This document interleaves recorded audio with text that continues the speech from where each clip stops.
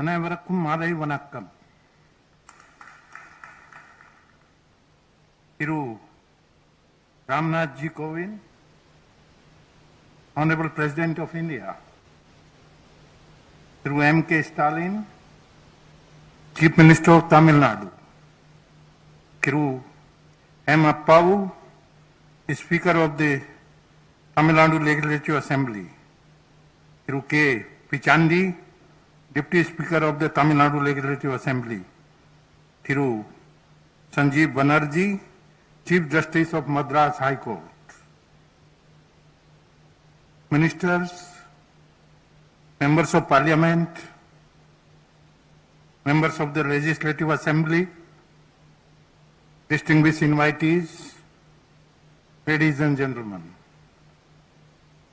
It is a great honor and privilege to participate in the centenary celebration of the Tamil Nadu Legislature and also witness the unveiling of the portrait of the former Chief Minister of Tamil Nadu, Thiru M. Karunanidhi. We are all honored by the presence of the Honorable President of India, who is here today to grace the commemoration of 100th year of Madras Legislative Council and also unveiling the portrait of the illustrious son of the Tamil Nadu, Thiru M. Karunanidhi. I convey my appreciation to the Speaker of the Assembly, the Chief Minister of Tamil Nadu, and all other members of this august House who are associated with the centenary celebration. On this historic occasion, I pay my sincere tribute to all those stalwarts and veterans who have left their indelible impression on this House. Their visionary zeal and foresight were instrumental in the enactment of important and historic legislation in the Tamil Nadu legislature.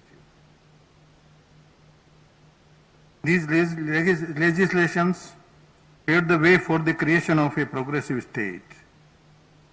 India is the largest democracy with the finest written constitution in the world.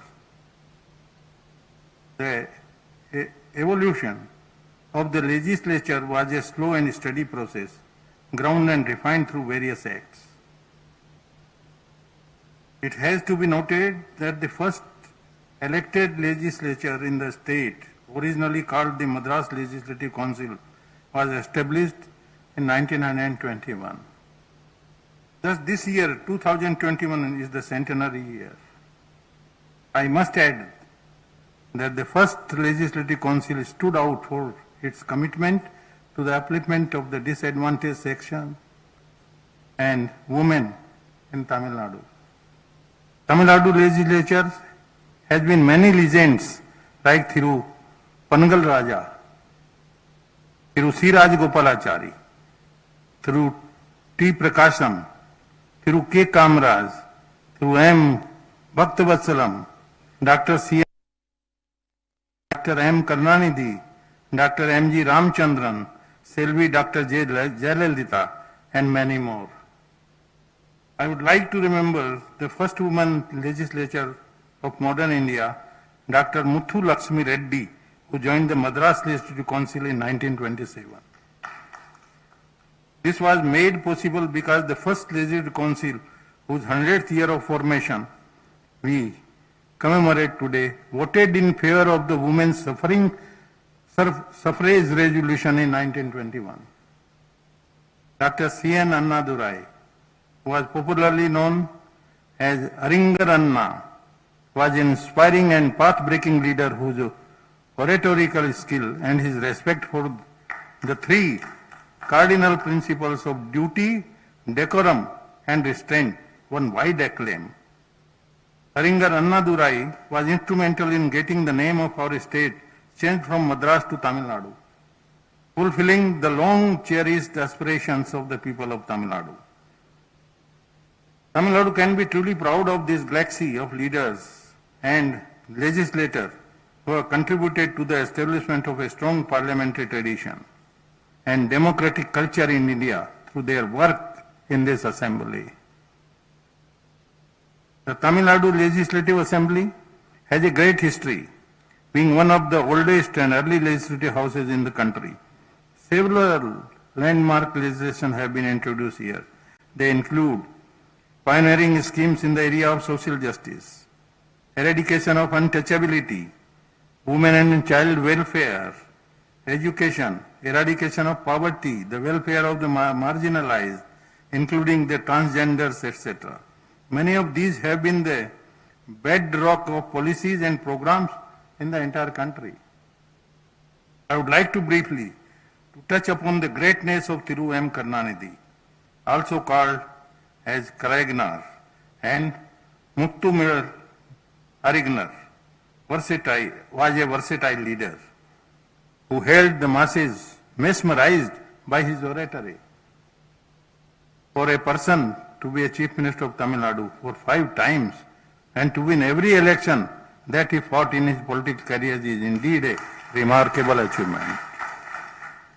He entered politics at the tender age of 14 years and was elected as a member of the Legislative Assembly 13 times. He remained undefeated in all the elections he contested from 1957 to 2016. He was respected for his political acumen and ability to strategize by political leaders from all parts of India. He was a member of this House till his demise. John Stuart Mill, a great parliamentarian, said that in a representative democracy, the legislature acted as the eyes, ears, and voice of the people. The legislature represents the public will. The legislature operates under a system of collective decision making. In addition to official law-making capacity, most legislatures perform an educational right by simplifying complicated issues and defining policy choices. It is in this context that we have to appreciate services rendered by Dr. M. Karunanidhi, who was held in high esteem for his vast knowledge in a variety of fields. The dynamism he exhibited in administrative matters and his brilliant debates are etched in the annals of this august house. The foundation of the fame of Dr. Karunanidhi and the fulcrum of his greatness was in his extraordinary command over Tamil language. This mesmerized even his political adversaries. I am reminded of this couplet Thiruvalluvar. Mighty in word of unforgettable mind, of fearless speech, it is hard for a hostile power to overreach such a man. The political decency of Karunanidhi could very well be shown by an incident. That is, during the year 1972, several freedom fighters, including Thiru Rajaji, were chosen for award in appreciation for their services and their participation in the freedom struggle. Thiru Rajaji could not attend the function and requested Thiru Karunanidhi, the then Chief Minister, to receive the award on his behalf from the then Governor and send it across to him. On 2nd October 1972, Thiru Karunanidhi received the award on behalf of Thiru Rajaji, and on 3rd October 1972, he went to Thiru Rajaji's home, garlanded him, and handed over the award. This was greatly appreciated by Thiru Rajaji, and the gesture of a chief minister going in person and handing over the award. Thiru Karunanidhi won the hearts of lakhs of people of Tamil Nadu, especially the poor and the downtrodden. He was rightly called People's Chief Minister. His novel schemes like the scheme for correction of vision, beggars rehabilitation program, introduction of cycle rickshaw instead of hand-pulled rickshaws, creation of slum clearance board, law for equal property right for women, marriage assistance scheme, distribution of wasteland to the landless farmers, free electricity to farmers, the formation of many labor welfare boards, free color television, Samatun Puramas to eradicate caste discrimination and gas connection to the poor, This was a wonderful scheme. All other states, they should eliminate it.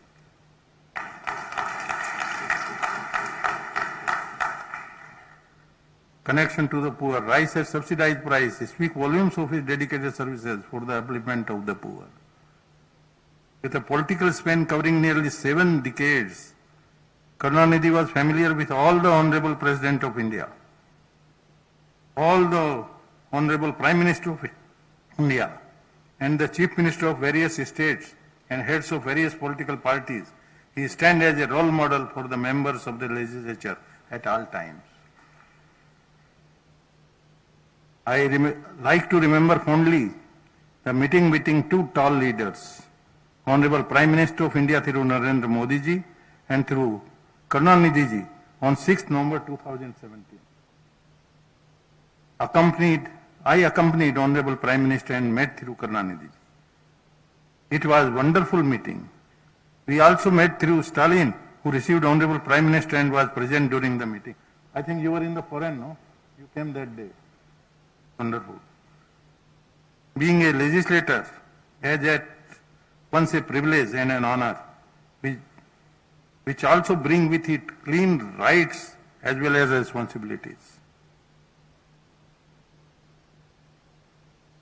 It is through the elected representatives that the sovereign will of the people finds expression in our legislative bodies. The trust and faith which the people have reposed in you need to be justified with sincerity and commitment. As people's representative, you all are entrusted with the challenging task of keeping the flame of democracy burning bright. The members of the newly constituted 16th Assembly may have come from different parts of the state and may belong to different political parties with varying political ideologies on this occasion of the centenary celebration. I appeal to you to work together with a common goal of serving the people and for the progress of the state. I congratulate through M. Appa, Speaker of the Tamil Nadu Legislative Assembly, through M.K. Stalin, the Chief Minister of Tamil Nadu, all ministers, all members of this House, and all others who have worked hard to make this centenary celebration a grand success. It is my fervent hope that all of you will strive relentlessly to enrich this august House like your forebearers did, with a strong commitment to social and economic justice. Let this assembly be the leading light to whole nation in the future also. Nandari Vanakkam, Jai Hind, Jai Tamil Nadu.